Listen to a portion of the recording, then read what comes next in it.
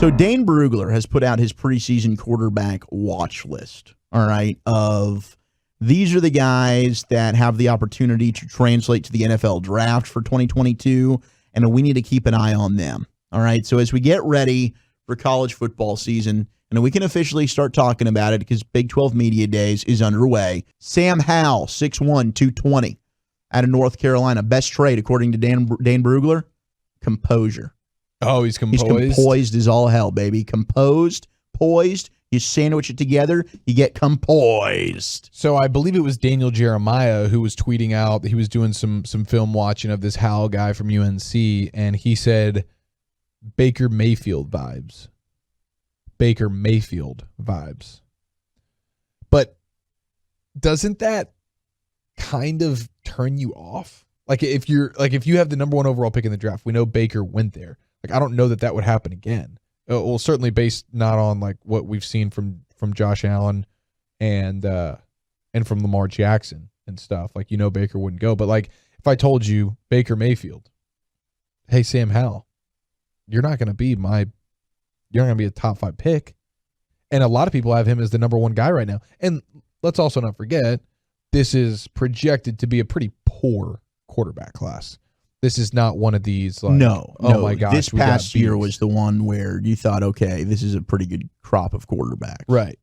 The upcoming seasons, college quarterbacks, and there's always surprises, and there's guys that like there will end up probably being at least 2 quarterbacks that are like, hey, these guys could end up being really, really strong. But as the way it looks right now, it seems like this is going to be a pretty poor quarterback class. And that makes sense. If it's Sam Howell and it's Baker Mayfield, like that's your top line.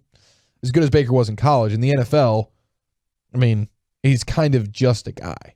Yeah, I mean, look, last year with Kevin Stefanski, he definitely showed improvement.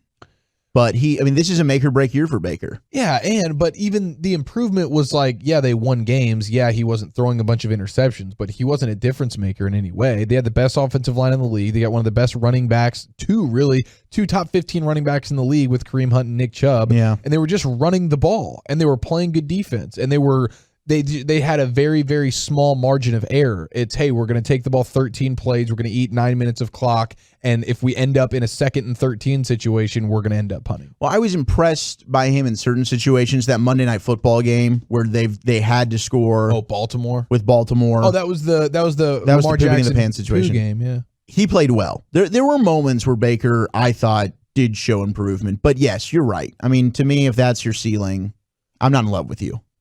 Definitely not number 1 overall pick. No, I agree. Brugler says that Sam Howell needs to improve his eye manipulation. Interesting.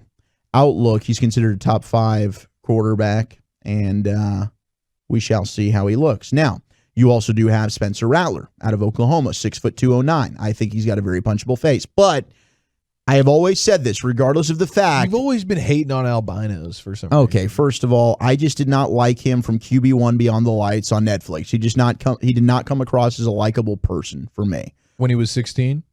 Just period. And he was 18, all right? But still. No, I totally agree. He didn't. And I really hate that man. He does have a lot of talent, though. But I think he really just needs to show the growth in terms of when things are not going well and the pocket is collapsing. Like any time that Spencer Rattler faced pressure, he crumbled. That Iowa State game, for instance, on the road where they lost, I mean, he did not look very good.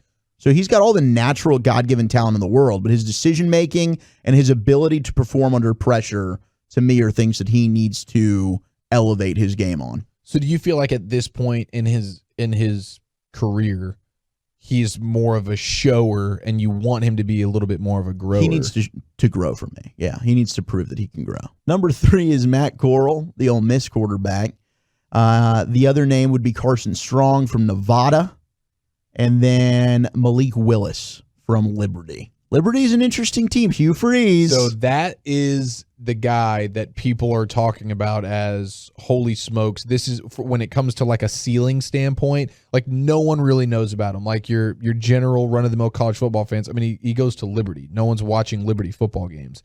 But this dude is like physical tools. He's got them all. He's got the cannon arm. Like he's the guy that they're talking about as like, this season could make he could be propelled to, holy balls, are we about to have a number 1 overall pick? Like a Carson Wentz kind of jump? Yeah, just like a massive jump of, dude, this guy has all the tools. And Liberty, I know they're not like one of these main schools, but they were winning top 25 team last year. Yeah, like they were winning some games, and I would think a lot of that has to do with him. I haven't personally seen him play, but he's the guy that the scouts are most excited for, of like, this dude could really pop. He was fun to watch last year, and I just didn't know that he was thought of that highly in terms of the NFL. But look, I can't wait to get college football back and have a normal season with fans in the stands. Last year was just so weird. And then you had the different start times with the various conferences. Yeah, it was the least enjoyable college football season of all time. It was. I'm ready to just get back and let's start it and let's have some fun and just enjoy college football the way it should be.